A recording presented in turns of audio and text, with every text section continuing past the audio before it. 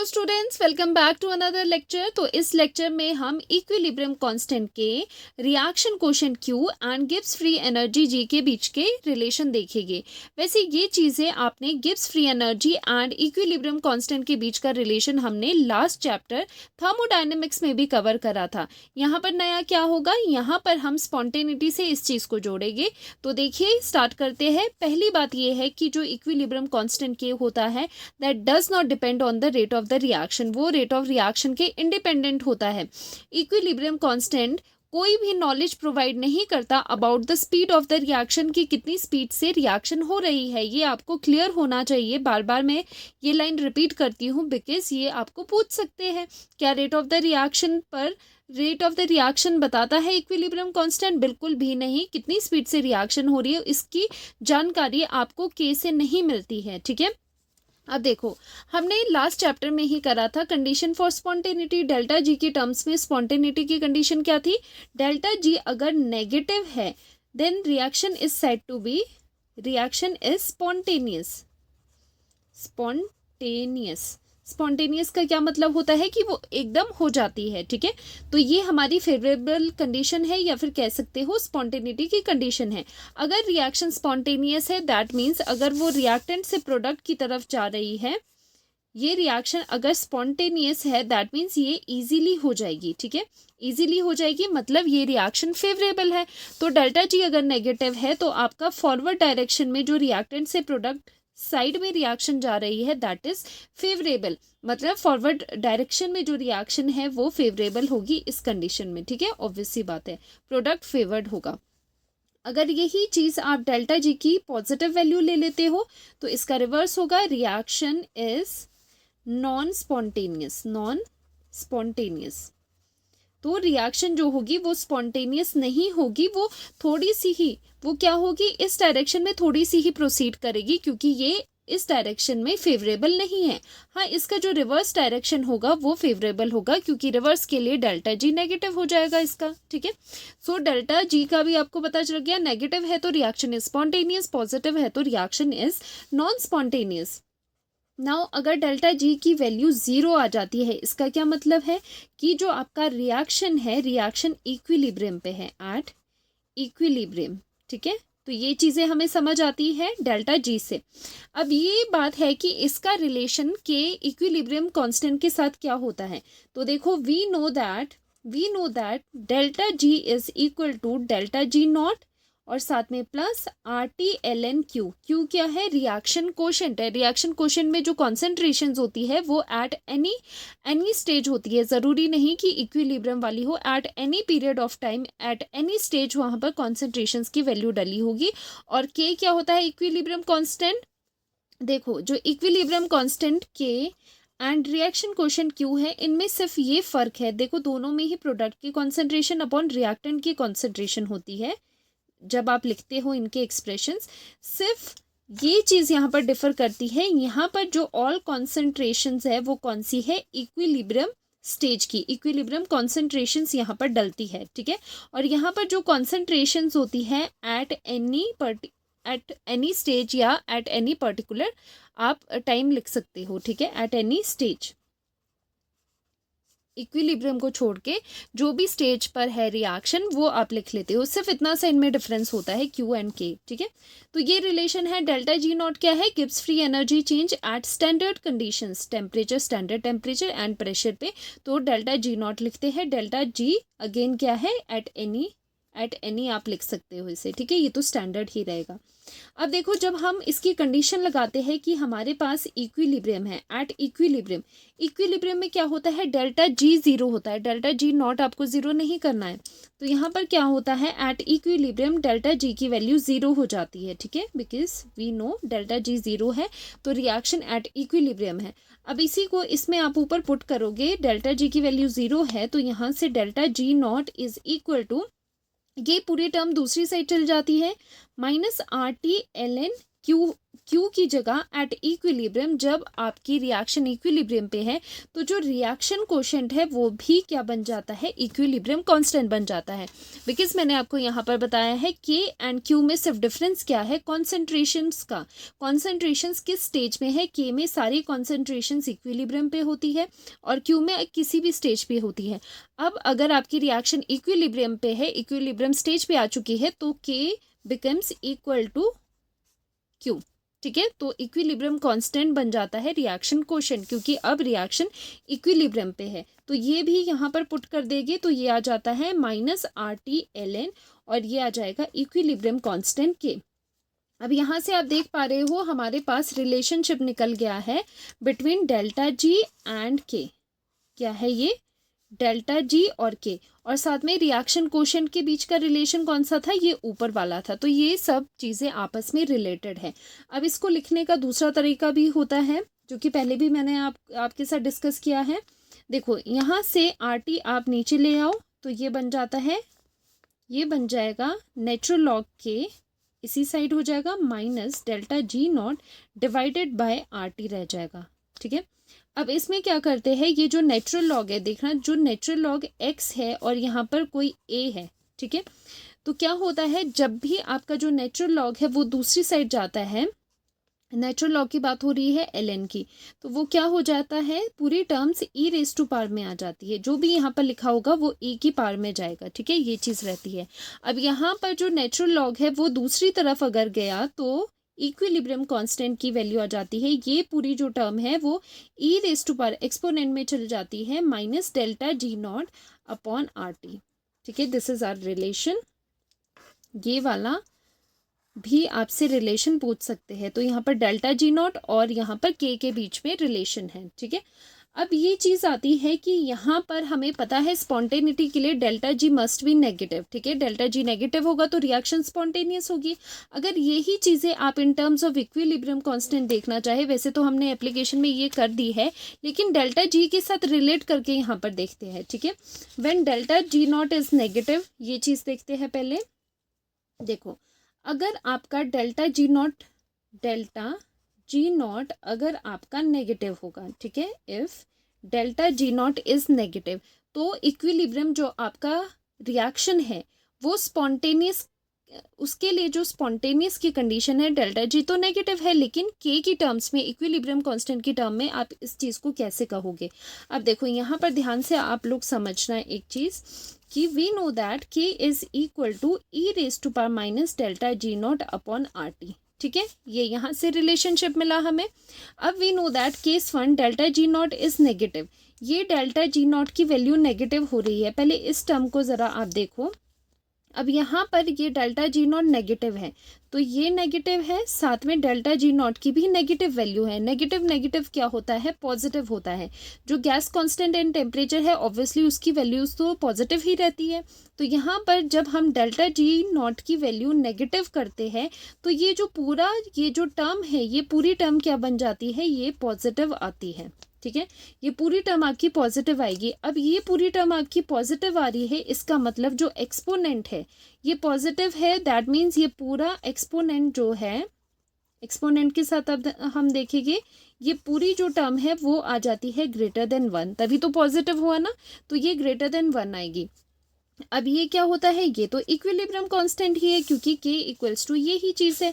तो that means k की value भी >1 होती है for delta G naught equals to negative. तो आई बात आपको समझ में कि जब हमारा डेल्टा जी नॉट की वैल्यू नेगेटिव है तो negative negative negative and negative हो गया पॉजिटिव। तो ये पूरा जो सर्कल किया गया है ये हो गया पॉजिटिव। तो e⁻² में कोई पॉजिटिव वैल्यू होगी, e⁻² सम पॉजिटिव वैल्यू है। दैट मीन्स विद एक्सपोनेंट इसकी वैल्यू क्या होगी, >1 होगी, मतलब ये वैल्यू कुछ आपकी पॉजिटिव होगी। दिस मीन्स कि आपका इक्विलिब्रियम कांस्टेंट >1 होगा when delta G naught is negative. तो ये स्पॉन्टेनिटी की कंडीशन इन टर्म्स ऑफ आप इक्विलिब्रियम कांस्टेंट भी लिख सकते हो। कैसे, के की वैल्यू >1 होगी। के की वैल्यू >1 है, दैट मीन्स कि प्रोडक्ट की कॉन्सेंट्रेशन ज़्यादा है रिएक्टेंट से। ऐसा क्यों करा, क्योंकि इक्विलिब्रियम कांस्टेंट क्या होता है, प्रोडक्ट की कॉन्सेंट्रेशन अपॉन रिएक्टेंट की concentration. And when k is greater than 1, k is greater than 1 means कि ये जो प्रोडक्ट है वो ग्रेटर है रिएक्टेंट से, ठीक है। तो इसका मतलब है जो ये रिएक्शन हो रही है वो स्पॉन्टेनियस है, क्योंकि जो आपका ये फेवरेबल है फॉरवर्ड डायरेक्शन में, तो इसी वजह से जो प्रोडक्ट्स बने हैं वो ज़्यादा कॉन्सेंट्रेशंस में आ रहे हैं क्योंकि आपकी रिएक्शन हो रही है। तो इसमें आप इस तरह से भी रिलेट कर सकते हो। तो हमने क्या सीखा कि जब डेल्टा जी नॉट नेगेटिव था तो उसके लिए जो इक्विलिब्रियम कांस्टेंट की value I greater than 1, this shows us that कि जो प्रोडक्ट की कॉन्सेंट्रेशन है वो ज़्यादा है रिएक्टेंट से। दैट मीन्स ये क्या है, स्पॉन्टेनियस रिएक्शन है, स्पॉन्टेनियस रिएक्शन है, प्रोडक्ट की कॉन्सेंट्रेशन ज़्यादा हो रही है। तो देखो ये चीज़ तो हमें पता थी कि डेल्टा जी नॉट अगर नेगेटिव होगा तो रिएक्शन स्पॉन्टेनियस होती है। अब हमने डेल्टा जी नॉट एंड के को आपस में रिलेट करके यहाँ पर लिखा है, ठीक है। वही चीज़ें हैं, आपको सभी चीज़ें पता है, लेकिन ये क्या है, रिलेशनशिप है आपस में, ठीक है। वैसे ही हम कर लेते हैं डेल्टा जी नॉट अगर आपका पॉजिटिव है, क्योंकि ज़ीरो के लिए तो आपको पता है कि इक्विलिब्रियम अटेन हो जाता है। अब इसमें क्या हो जाएगा, यहाँ पर देखो फिर से k equals to e raise to power minus delta G naught upon R T होता है। अगर इसकी वैल्यू पॉजिटिव है तो नेगेटिव, और पॉजिटिव क्या होता है, नेगेटिव होता है। तो ये पूरी वैल्यू जो होगी वो क्या आएगी, वो आपकी नेगेटिव आएगी, ठीक है। तो ई रेज टू पावर में क्या है, ई रेज टू पावर में सम नेगेटिव वैल्यू है, दैट मीन्स ये पूरी जो टर्म है e raise to power minus delta G naught upon R T that is less than 1, ठीक है। ये लेस देन 1 है तो ये क्या है, ये पूरी टर्म k है, that means k is less than 1। So we know that delta G naught is equal to, अगर पॉजिटिव है तो उसके लिए k की वैल्यू लेस देन 1 होगी, ठीक है। तो इसके लिए जो k की वैल्यू है लेस देन 1 होगी। k लेस देन 1 का क्या मतलब है कि अब जो प्रोडक्ट है वो कम बनेंगे, ठीक है, रिएक्टेंट जो है वो ज़्यादा है। दैट मीन्स अगर प्रोडक्ट आपके कम बन रहे हैं तो ये रिएक्शन आगे की तरफ प्रोसीड इतनी अच्छे से नहीं कर रही, रिएक्शन फॉरवर्ड डायरेक्शन में फेवरेबल नहीं है, क्योंकि प्रोडक्ट की जो कॉन्सेंट्रेशन है वो लेस है। प्रोडक्ट की कॉन्सेंट्रेशन लेस है मतलब ये फेवरेबल नहीं है, स्पॉन्टेनियस नहीं है। So reaction is non spontaneous, spontaneous. तो ये क्या होती है, ये इसमें बहुत ही माइन्यूट क्वांटिटी ऑफ प्रोडक्ट बनता है, क्योंकि रिएक्शन बहुत ही स्मॉल एक्सटेंट पे प्रोसीड करती है। यहाँ पर बिल्कुल अप टू कंप्लीशन आप कह सकते हो कि जा रही है, पूरी की पूरी रिएक्शन कंप्लीट हो रही है। और यहाँ पर क्या होगा, कुछ एक रिएक्टेंट रिएक्ट हुए, थोड़ी दूर पे जाके रिएक्शन बंद होगी, ठीक है। तो ये नॉन स्पॉन्टेनियस रिएक्शन के लिए है और ये स्पॉन्टेनियस रिएक्शन के लिए। तो ये चीज़ें तो हमने रिलेशनशिप देख लिया। एक क्वेश्चन भी कर लेते हैं एनसीईआरटी का। देखो, hydrolysis of sucrose gives this. Hydrolysis होता है सुक्रोज का तो ग्लूकोज एंड फ्रक्टोज मिलते हैं, ये चीज़ दी है। इसका वैसे कोई काम नहीं है आपका इधर क्वेश्चन में, जस्ट बताया है। For this equilibrium reaction, equilibrium constant for this reaction is 2 × 10⁻13 और एक पर्टिकुलर टेम्परेचर पे आपको डेल्टा जी नॉट निकालना है। फाइंड आउट आपको डेल्टा जी नॉट करना है और के की वैल्यू है, तो आप रिलेशनशिप लगाओगे। We know that delta G naught is equal to, क्योंकि ये इक्विलिब्रियम की बात हो रही है तो डायरेक्टली हम ये वाला फॉर्मूला उठाएंगे। एट इक्विलिब्रियम ये चीज़ होती है, ठीक है। Delta G naught is equal to minus R T L N K. Okay, अब इसको हम नेचुरल लॉग को चेंज करते हैं। वी नो दैट कि जो नेचुरल लॉग होता है is equal to 2.303 log base 10 वाला अगर आपको करना है तो आपको 2.303 से मल्टीप्लाई करना पड़ेगा। नेचुरल लॉग टू लॉग इस तरह से कन्वर्ट होता है। तो यहाँ पर नेचुरल लॉग होता है ln मीन्स नेचुरल लॉग, इसको आपने लॉग में बदलना है तो 2.303 करते हैं RT। अब देखो R की वैल्यू क्या है, यहाँ पर जो आपकी यहाँ पर डेल्टा जी निकलना है तो डेल्टा जी जो निकलेगा वो एनर्जी की फॉर्म में निकलेगा, जूल्स में निकलेगा। तो जो R की वैल्यू है वो आप लोगे यहाँ पर 8.314 जूल पर मोल पर केल्विन, ठीक है। तो R की वैल्यू होती है, 2-3 वैल्यूज होती है, लीटर एटीएम में भी होती है, लीटर बार में भी होती है और जूल पर मोल में भी होती है। अब ये वाली वैल्यू यूज़ कर सकते हो या फिर इसकी जगह डायरेक्टली आप क्या यूज़ कर सकते हो, 25/3 भी कर सकते हो। 25/3 करोगे तो 8.3 ही आता है, ठीक है। तो ये भी यूज़ कर सकते हो सिंपलर कैलकुलेशंस के लिए। तो यहाँ पर R की वैल्यू कन्फ्यूज़ नहीं होना है, इसकी वैल्यू 25/3 मैंने उठाई है, ओके। और साथ ही में जो टेम्परेचर है वो केल्विन में है, दैट्स गुड फॉर अस। तो यहाँ पर 300 है और साथ ही में आपका यहाँ पर लॉग आ जाएगा ठीक है, क्योंकि नेचुरल लॉग को हमने लॉग में कन्वर्ट कर दिया और इसकी वैल्यू आ जाएगी 2 इंटू 10⁻13 जो कि यहाँ पर गिवन है। ओके, तो ये आपका रफ में है। तो ये वैल्यूज़ आपकी आ गई। अब देखो delta G naught is equal to -2.303, ठीक है, 1 क्यों लिखा है, 1 नहीं है, 2.303 है, और साथ ही में 25 और ये 3 यहाँ से कट गया, इंटू 100 आ गया। अब लॉग में क्या होता है, लॉग की प्रॉपर्टी आपको पता होगी कि अगर लॉग है, लॉग a इंटू बी है, तो इसे हम log a plus log b लिख सकते हैं। ठीक है, ये प्रॉपर्टी हमें पता है।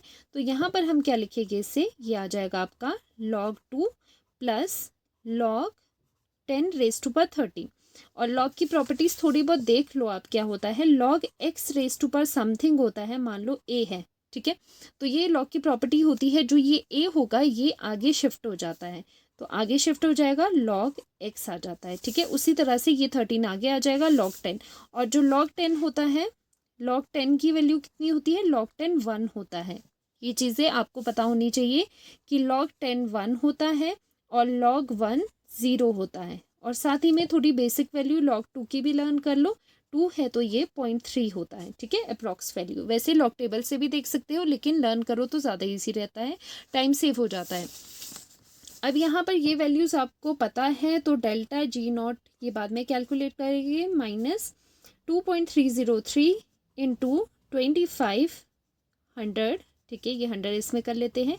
तो इसमें जो log 2 की वैल्यू मैंने आपको बताई है ये है 0.301, ठीक है, नियरली 0.3, तो यहाँ पर हम 0.301 लिख लेते हैं, प्लस तो ये 13 आगे आ जाएगा, log 10 क्या होता है 1, log 10 का 1 हो गया, ये पार आगे आ जाएगी। ठीक है, तो ये ऑन सॉल्विंग आ जाता है आपका -7.65, तो ये पॉइंट में नहीं लिखते पहले, ये आ रहा था आपका 76574, ठीक है, यूनिट्स जूल पर मोल। अब क्या है, यहाँ पर डेसिमल है, डेसिमल को हम आगे लाते हैं, ये आ जाएगा -7.65 इंटू 10⁻⁻, अब कितने आगे आए आप, 1 2 3 4 डिजिट्स, तो 4 जूल पर मोल, तो ये आपका आंसर रहेगा। ठीक है, देख लेना एक बार, तो इसके अराउंड आपका आंसर रहेगा। हो सकता है ये वाला डिजिट चेंज हो एनसीईआरटी में, लेकिन ये अप्रॉक्स आंसर आपका ये वाला रहेगा। ठीक है, तो इसमें जो लॉग की होती है ना, देखो ये वाले जो क्वेश्चंस होते हैं ना, लॉग की थोड़ी बहुत बेसिक प्रॉपर्टीज आपको पता होनी चाहिए, जैसे कि log a इंटू बी क्या होता है, log 10 क्या होता है, log 1 क्या होता है, log 2 3 4, इतनी वैल्यूज आप लर्न कर ही लो। ठीक है, साथ ही में जो ये पार होती है वो आगे चले जाती है। तो इस तरह से इसका यूनिट आगे जूल पर मोल, जूल पर मोल कैसे आगे यहाँ पर, क्योंकि ये आर की वैल्यू आपने जूल पर मोल पर केल्विन लिए है, केल्विन से केल्विन कट जाएगा और बाकी ये आपका यूनिट आ जाएगा। तो ये था रिलेशनशिप बिटवीन इक्विलिब्रियम कांस्टेंट के और गिब्स फ्री एनर्जी देखा, साथ ही में रिएक्शन कोशेंट के साथ भी देखा। तो एक छोटा सा टॉपिक था जिसे हमने क्लियर किया है। नेक्स्ट लेक्चर से हम करेंगे ली चार्टियर प्रिंसिपल स्टार्ट, और बहुत सारी एप्लीकेशंस भी करेंगे साथ ही में।